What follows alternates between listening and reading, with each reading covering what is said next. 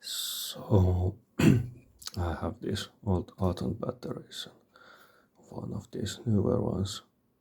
I think this was maybe used on the XTR Pro, the newer cameras.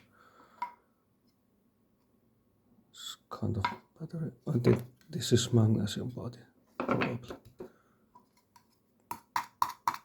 It sounds like metal.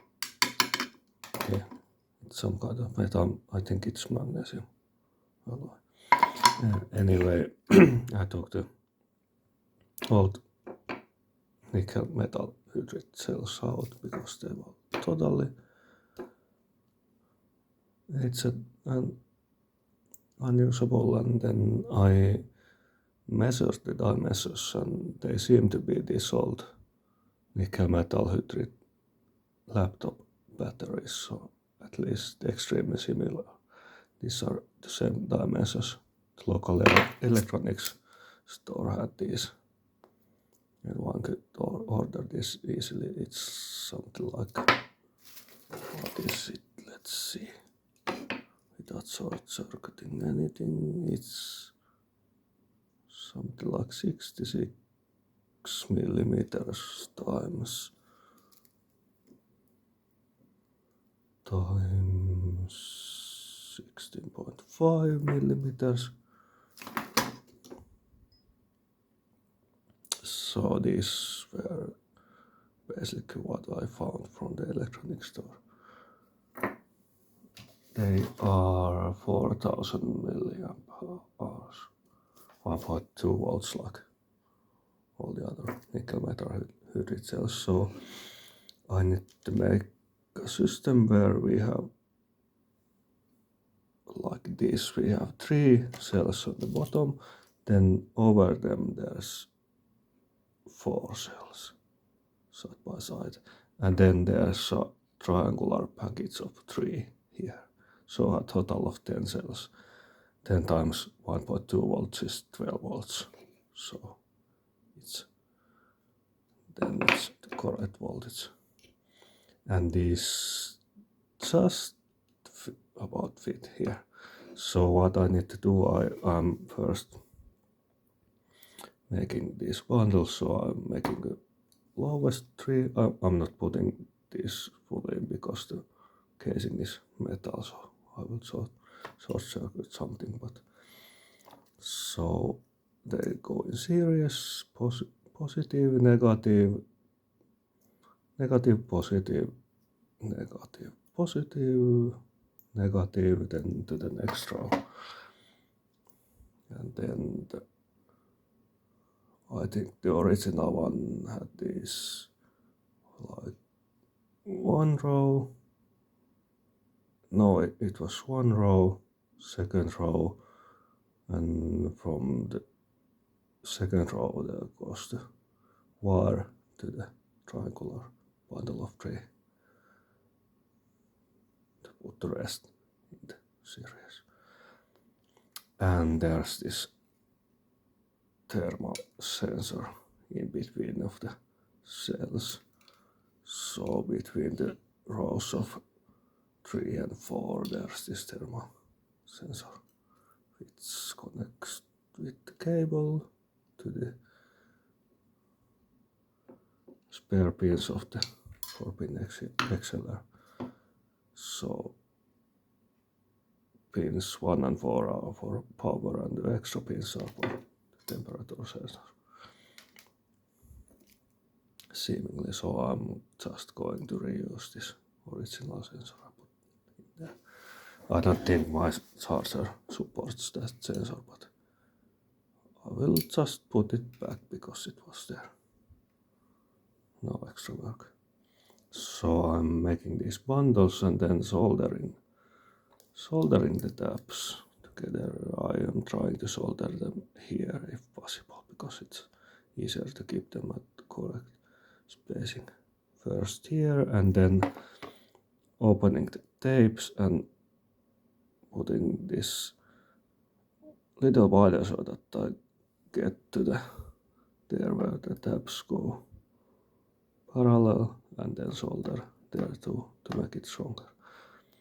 And after that we'll put some insulation. And then if I have big enough heat shrink tubing, then I will put that over the bundles just like the original ones had.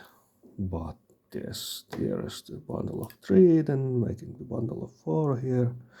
So what I'm doing, I'm taping this tape so sticky side upwards and taping it to the table surface, and then placing these, you can see, because tabs are like springs, so I'm putting this here, then when releasing they go like that, but the spacing on the tape is correct, so when I then tape the top side I can get this text with correct spacing, and that goes there, and then tape it tightly, then solder it. I'm using this masking tape only for making the spacing because it's easier to handle than the, where is my tape roll?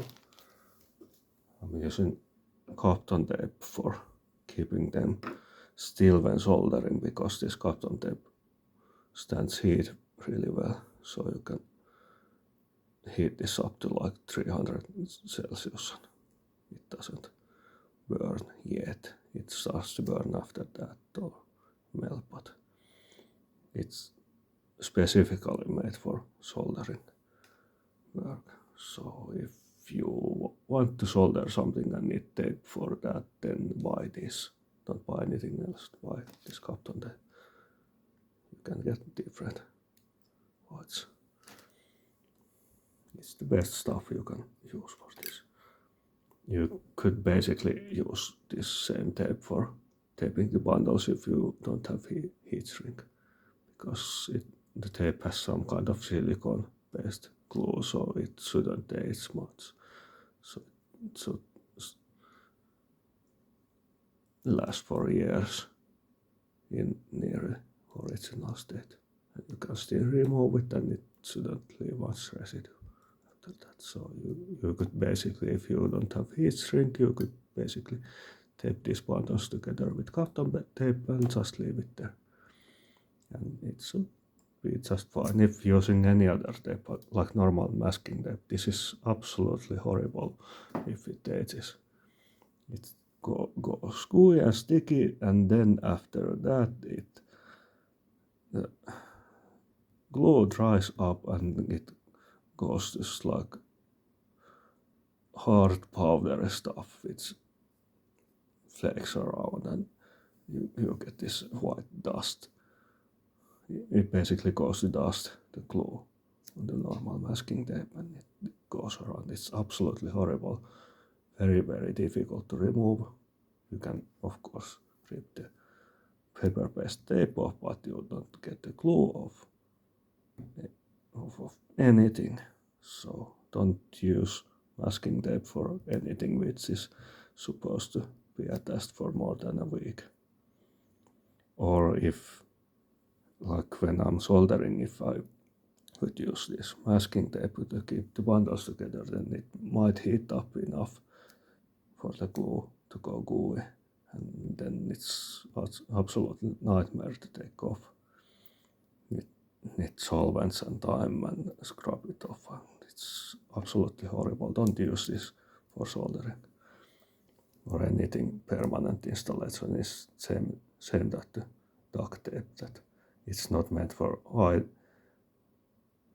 high heat conditions, and duct tape is not meant for permanent semi-permanent installations which you need to take apart afterwards. It's meant for basically taping.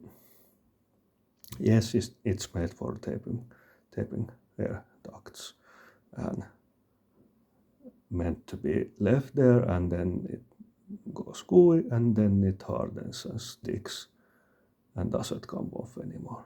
So it's meant for that. It's not meant to be left for 2 months and taken off. Then it's it's absolutely nightmare. So I'm just using long story short. The video is over 10 minutes already. I have this kind of small stories which go really long for no reason. Yes, so masking tape for keeping the cells at correct spacing until I get the Kapton tape in place, and then I'm taking this off and not using it for soldering ever because it goes gooey, which we don't want. So putting the cells in series, so we have this is positive and this is negative. So positive, negative, positive, negative.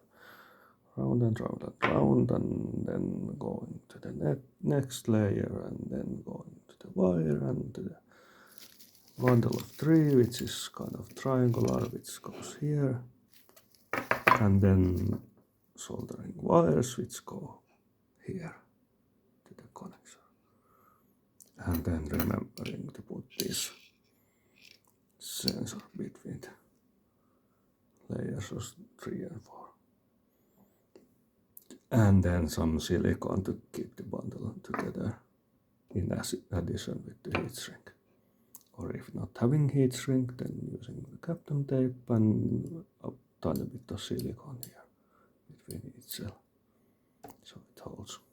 So I'm making these bundles and then soldering and then checking again.